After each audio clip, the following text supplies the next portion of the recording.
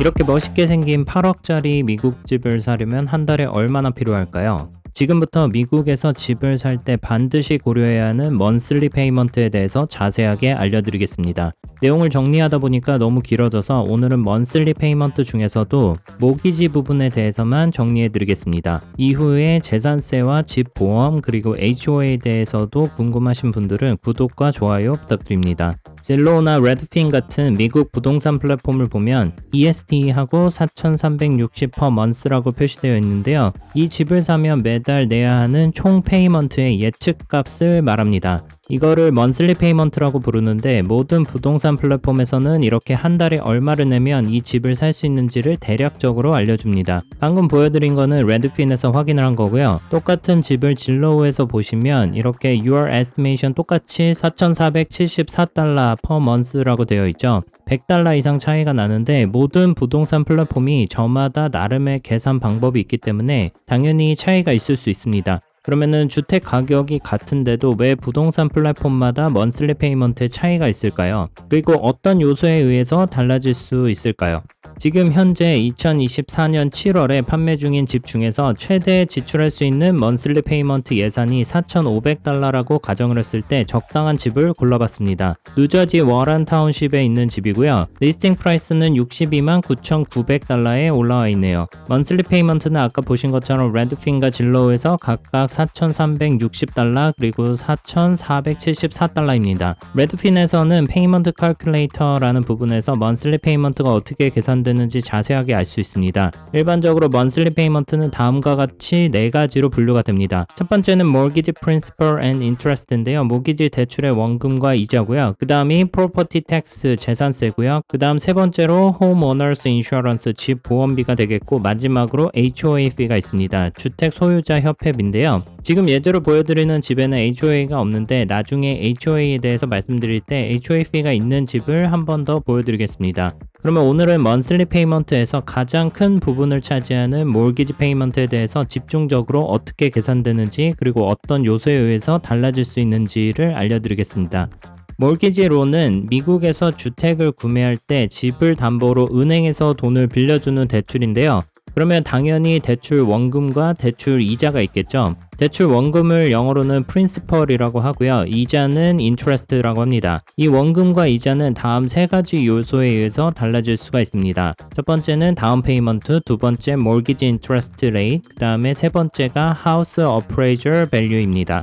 은행에서 모기지 대출을 해줄 때 주택 가격의 100%를 빌려주지는 않겠죠. 미국에서는 보통 주택 가격의 20%는 자신의 돈으로 내고요. 나머지 80%는 은행에서 모기지로 대출을 받아서 집을 사는데요. 내가 내는 돈 20%를 영어로는 다운 페이먼트라고 합니다. 이 다운 페이먼트가 적은지 높은지에 따라서 대출 원금도 달라지겠죠. 페이먼트 칼큘레이터에서 다운 페이먼트를 누르면 금액을 직접 입력할 수도 있고 퍼센트로 조정을 할 수도 있습니다. 만약에 다운 페이먼트의 캐시를 20만 달러로 변경을 하면 매달 내야 하는 principal and interest가 3,469달러에서 2,960달러로 500달러 정도 낮아지는 걸 볼 수 있습니다. 다운 페이먼트를 많이 하는 만큼 은행에서 적게 빌리기 때문이겠죠. 빌려야 하는 돈이 주택 가격의 80%에서 68%로 줄었습니다. 그리고 퍼센티지를 10%로 변경을 할 수도 있는데 그러면 반대로 principal and interest는 3,903달러로 높아지고요. monthly payment는 5,000달러가 훌쩍 넘어가네요.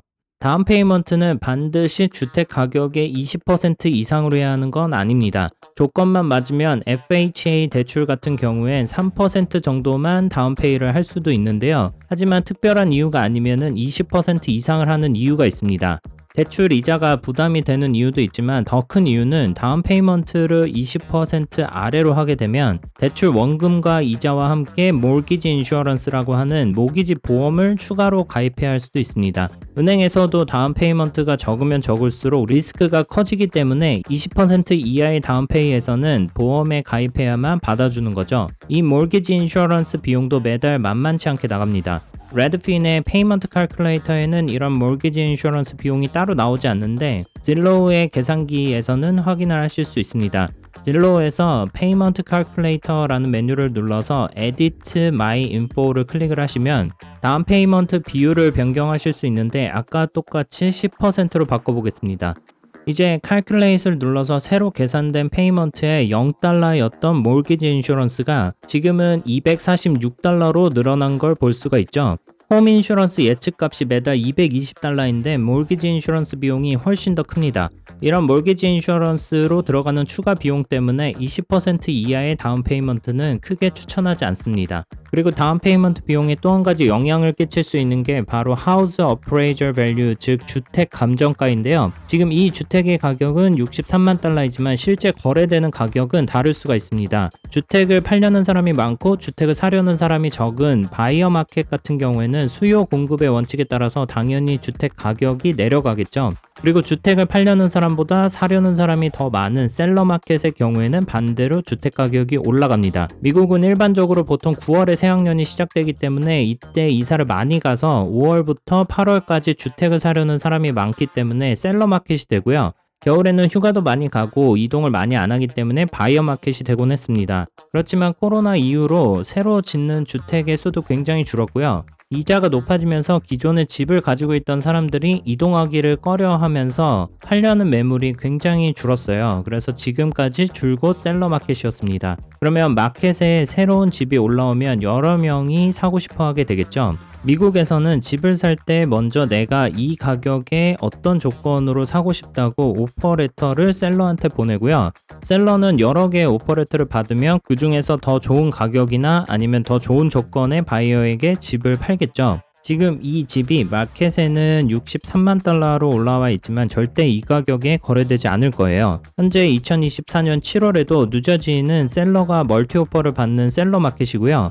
게다가 피크 시즌이라서 더 높은 가격을 부르는 사람이 많을 것 같습니다. 이렇게 원래 마켓에 올라온 가격보다 더 높은 가격을 제시하는 거를 over asking price라고 하는데요. 그러면 어떤 사람이 이 집을 사고 싶어서 over asking price로 70만 달러를 준다고 오퍼레터를 보냈다고 해볼게요. 집주인이 보니까 받은 오퍼레터 중에 가격이 가장 높아서 이 사람에게 팔려고 합니다. 셀러는 이 오퍼레터를 억셉트를 하고 실제 거래를 진행하겠죠. 바이어는 70만 달러의 20%인 14만 달러를 다운페이로 생각하고 있었습니다.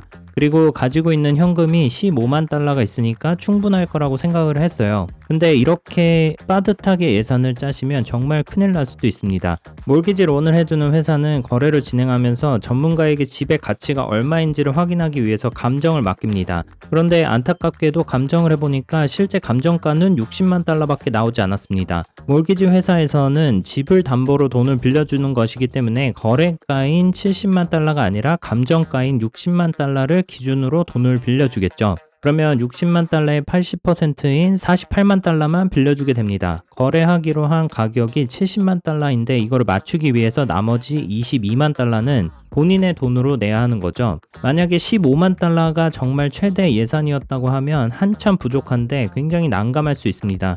정말 어쩔 수 없다면 거래를 파기해야만 하고요. 대부분 잘 넘어갈 수도 있는데 셀러가 급하게 집을 팔아야 하는 상황이었다면 금전적인 손해를 보거나 아니면 잘못해서 소송을 당할 수도 있습니다. 그래서 감정가를 잘 예측하고 페이먼트 칼큘레이터에서 홈 프라이스 부분을 조절을 해서 먼슬리 페이먼트를 계산해 보는 걸 추천합니다. 주변에 최근 팔렸던 집들의 세일즈 히스토리를 보고 얼마나 오버애스킹 프라이스를 붙였는지 확인을 해보거나 아무래도 가장 좋은 거는 같이 일하시는 리얼터에게 이 집이 감정가가 얼마나 나올 것 같은지 한번 물어보시기 바랍니다. 마지막으로 생각보다 크게 영향을 미칠 수 있는 게 바로 몰기지 인트레스트 레이트인데요. 레드핀에서는 이 집의 우편 번호를 바탕으로 몰기지 인트레스트 레이트의 평균 값으로 계산을 해줍니다. 예를 들어서 지금 보고 있는 집의 우편 번호는 07059인 것 같은데 30년 고정금리로는 7.342%가 평균이라고 합니다. 따로 조절을 하지 않으면 30년 고정금리로 계산이 되는데 만약에 론 타입을 20년이나 15년 그리고 아니면 아예 다른 론 타입을 추가해서 확인을 해보실 수도 있습니다. 일반적으로 갚아야 하는 연수를 낮추면 낮출수록 이자율도 같이 내려가는데요. 대신 짧은 기간 동안 갚아야 되기 때문에 먼슬리 페이먼트는 당연히 늘어나겠죠. 15년 고정금리로 바꾸면 이자율은 6.61%로 내려가지만 매달 내야 하는 모기지 원금과 이자는 4,420달러로 크게 늘었습니다. 매달 내야 하는 돈도 4,300달러에서 5,300달러 정도로 1,000달러나 올라갔네요. 슬로우를 보시면 디폴트로 인트레스트 레이트이 30년 고정금리가 6.28%로 되어 있는데요. 그에 비해서 레드핀은 7.34%였는데 상당히 보수적으로 설정이 되어 있는 걸 알 수 있죠. 따라서 모기지 원금과 이자 비용 같은 경우에는 진로우가 상대적으로 낮게 설정이 되어 있다고 생각하시면 됩니다. $300 이상 차이가 나네요. 이렇게 모기지 인트레스트 레이트도 여러 가지 요인에 따라서 달라집니다. 그 중에서도 가장 큰 게 신용 점수일 것 같은데요. 진로의 계산기를 보시면 크레딧 스코어가 720 또는 어보브로 되어 있죠. 커스터마이징으로 신용 점수를 다음과 같이 바꿔서 확인해 보실 수 있습니다. 당연하게도 신용 점수가 높을수록 모기지 이자율은 점점 내려가는데 이게 생각보다 차이가 큽니다. 진로에서는 720 and above가 가장 높은 신용 점수 구간이니까 6.28%는 베스트 케이스를 보여준 겁니다. 이거를 579 또는 빌로우로 가장 낮은 걸로 한번 바꿔볼게요. 그러면 다음과 같이 계산할 수 없다고 나오네요. 이렇게 신용 점수가 너무 낮으면 모기지를 받으실 수 없습니다. 일반적으로 1년 정도 신용카드를 사용을 하면서 제때제때 밀리지 않고 잘 갚았다면 신용점수는 700점이 훨씬 넘으실 거예요. 크레딧 스코어가 660점은 되어야 계산이 되네요. 660에서 719점은 인터레스트 레이트이 6.5%로 나옵니다. 매달 내야 하는 원금과 이자가 $70 정도가 차이가 나네요.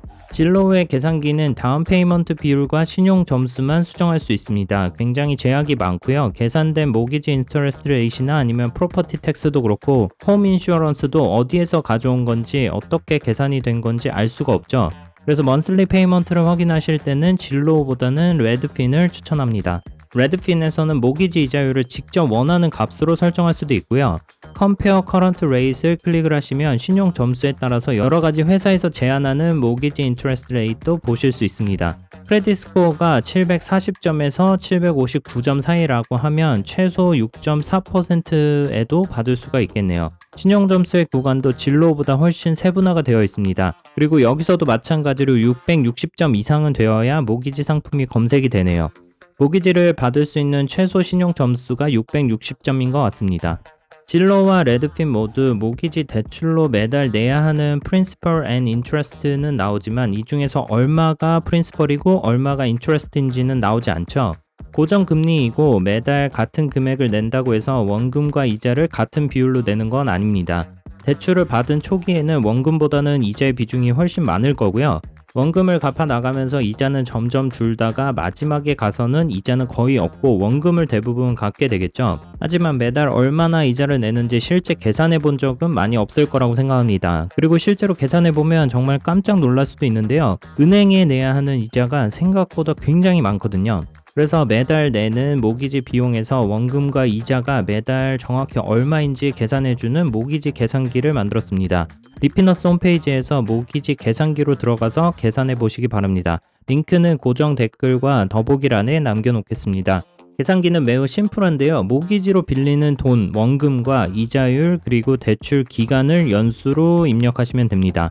똑같은 집을 예로 들면 대출 원금은 20% 다운페이를 빼고 50만 3,920달러가 되고요. 이자율도 동일하게 7.342%로 하겠습니다. 그리고 30년을 입력을 해야겠죠? 다 입력하고 칼큘레이트 버튼을 누르면 30년 동안 매달 얼마의 원금과 이자를 내는지 표로 다음과 같이 계산해 줍니다. 매달 3,469.12달러를 모기지 페이먼트로 내고요. 첫 달에는 단 385.97달러만 원금으로 내고 나머지 3,083.15달러는 이자로 냅니다. 비율로 따지면 단 11%만 원금을 갚고요. 나머지 89%는 이자로 내는 거죠. 원금과 이자가 비슷해지는 시기도 247개월은 지나야 합니다. 20년은 갚아야 그때야 비로소 매달 내는 모기지 페이먼트에서 원금과 이자가 비슷해지는 거죠.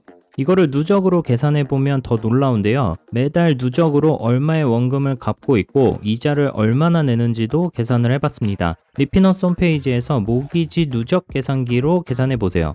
똑같은 조건으로 계산해 봤는데요. 여기서 퍼센트에 해당하는 부분은 모두 원금 대비 비율을 나타냅니다. 1년 동안 모기지를 갚아도 실제 원금은 1%도 갚지 못하는 걸 볼 수 있죠. 그리고 이자는 원금의 7% 이상 내게 됩니다. 그리고 5년을 갚으면 그래도 원금을 꽤 갚지 않았을까 싶었는데 원금은 단 5.5% 갚는 사이에 이자는 원금의 35%가 넘게 은행에 주게 되는군요. 이자만 이미 18만 달러가 넘었습니다. 그리고 만약에 이거를 30년 모두 갚는다고 생각을 하면 더 충격적인데요. 원금은 100% 모두 갚았지만 이자는 원금보다 훨씬 많은 147%를 냈고요. 총 비용은 원래 집 가격의 2.5배 정도가 들었죠.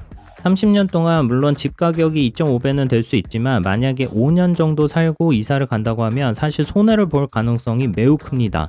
이자를 많이 내는 건 알지만 얼마나 내야 하는지 실제 계산해 보긴 쉽지 않잖아요. 리피너스 모기지 계산기로 지금 계산해 보시고 미국에서 집을 구매하시기 전에 참고하시기 바랍니다. 이 모기지 계산기가 여러분들께 조금이나마 도움이 되면 좋겠네요. 오늘은 미국에서 집을 사실 때 집 가격보다 더 꼼꼼하게 보셔야 하는 먼슬리 페이먼트 중에서 가장 큰 비중을 차지하는 몰기지 페이먼트에 대해서 알아봤습니다. 다음에는 2탄으로 프로퍼티 텍스 재산세와 그 다음에 홈오너스 인슈런스 그리고 HOA에 대해서도 알아보겠습니다. 궁금하신 분들은 구독과 좋아요, 알림 설정 해주시고요. 미국에만 있는 55세 이상만 거주할 수 있는 시니어 커뮤니티에 대해서 이어지는 영상으로 확인해 보세요. 감사합니다. 지금까지 라이프 인 US 리피너스였습니다.